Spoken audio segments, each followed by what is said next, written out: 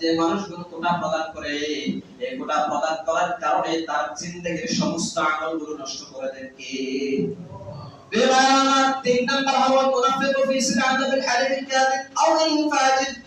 আল্লাহ রাসূল সাল্লাল্লাহু আলাইহি ওয়াসাল্লাম বললেন, যেই মানুষগুলো মিথ্যা শপথ কাটে, কথায় কথায় শপথ করে, বেচা বিক্রির সময় শপথ করে, এই মানুষগুলোর সাথে কিয়ামতের দিন আমার আল্লাহ রাব্বুল আলামিন কথা বলবেন না। তাহলে হাসান বসরি দোকানে যাওয়ার পরে এই কাজটা যখন দেখলেন তিনি চলে এসেছেন, পণ্য কিনে নাই। এরপরে হাসান বসরি আবার বাজারে গেলেন, যাওয়ার পরে ওই দোকানদারে দেখা যায় কোনো ধরনের শপথ করে না, বেচা বিক্রি করার সময় গড়িয়ে করে না, তাড়াহুড়ো করছে না। জিজ্ঞেস করলেন, আমার ভাই একবার আমি তোমার দোকানে এসেছিলাম, শপথ করছিলে। কারণ জিজ্ঞাসা করলো, ওই দোকানদার বলে, আমার এমন একটা স্ত্রী ছিল যে তার জামার কাছে